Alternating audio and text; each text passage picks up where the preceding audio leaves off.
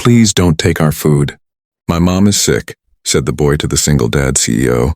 The rain had been falling since dawn, the kind that soaked through shoes and made the city smell like wet concrete and exhaustion. In a narrow street tucked behind tall glass buildings, a small grocery store struggled to survive. Its flickering sign buzzed weakly, and inside the shelves were half full, stocked with whatever the owner could afford that week. That morning, a man in a dark gray coat stepped inside, his presence immediately noticeable. He carried himself with quiet authority, though nothing about him screamed wealth. His name was Daniel Cross, and though no one in that store knew it, he was the CEO of one of the fastest-growing tech companies in the country, a single father. Man who had built everything he owned after losing the one person who mattered most. Daniel wasn't there to shop.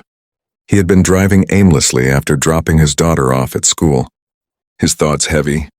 His company was facing a massive acquisition decision that day, one that would either secure thousands of jobs or wipe out smaller businesses. The store he stood in was one of those businesses. His firm was negotiating to buy the entire block and replace it with luxury apartments. He had told his board he wanted to see the area himself before signing anything. Numbers on a page were easy. Faces were not. As he walked down the aisle, he noticed a boy standing near the counter.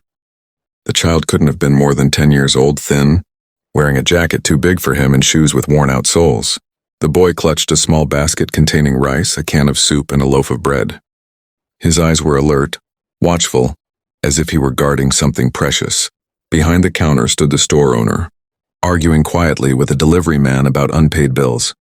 Daniel barely had time to register the scene when he felt a small hand grab the sleeve of his coat. He looked down, surprised. The boy was staring up at him, eyes wide with fear and determination, mixed together in a way that didn't belong on a child's face. Please, the boy said, his voice shaking but clear. Please don't take our food. My mom is sick. Daniel froze. The words hit him harder than any boardroom confrontation ever had. I'm sorry, he said gently, crouching down to the boy's level. What do you mean? The boy swallowed. The men came yesterday, he said. They said this place might close.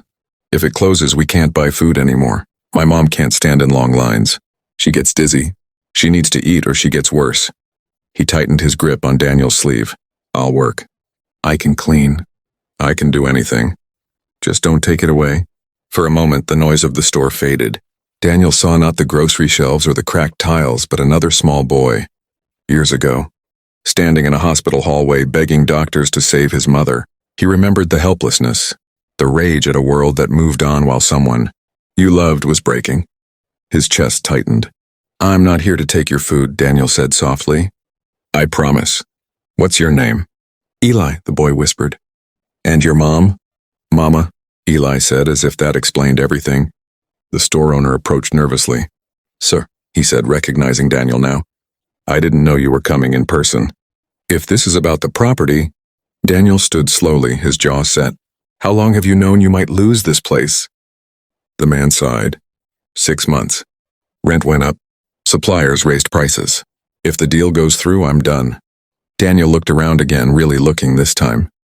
He saw an elderly woman counting coins, a delivery worker buying a single apple, Eli standing there guarding a basket like it was treasure. Suddenly the deal didn't look so clean anymore. I need to talk to you, Daniel said to the owner. And I need to meet this boy's mother. Eli's eyes widened. You'll help her? Daniel nodded once. I don't make promises I don't keep. Outside, the rain kept falling. But for the first time in a long while, Daniel felt something crack open inside him. Not weakness, responsibility. Eli's apartment was on the 3rd floor of a building that smelled of old paint and damp walls.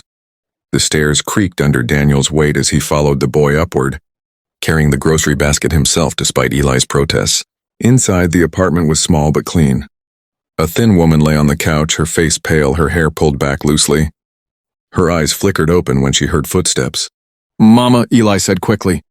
He's not here to take our food. The woman struggled to sit up. Eli, she scolded weakly.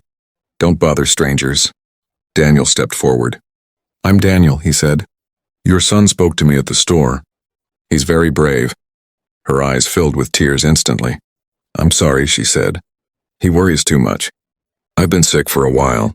It's nothing, It's something, Daniel said gently. And you shouldn't be facing it alone. Over the next hour, Daniel learned everything. The illness, the missed workdays, the medical bills, the fear of eviction. The grocery store was their lifeline, close enough for Eli to walk to after school. If it closed, everything would collapse. That evening, Daniel went home and stared at the framed photo of his late wife and daughter on the mantel. He imagined his daughter in Eli's place. The decision was suddenly very clear. The next day, the board meeting was tense.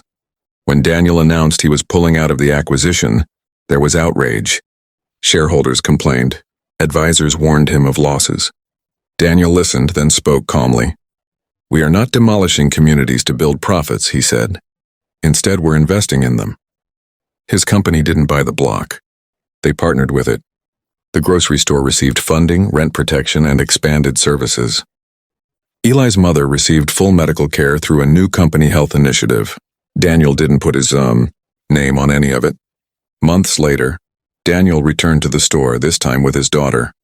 Eli was behind the counter, taller now, smiling. His mother stood nearby, healthier, stronger. "You kept your promise," Eli said. Daniel smiled back. "So did you. You protected your family." As Daniel walked out into the sunlight, he realized something important. Being a CEO had given him power. Being a father had given him heart. But listening to a child's plea had reminded him why both mattered.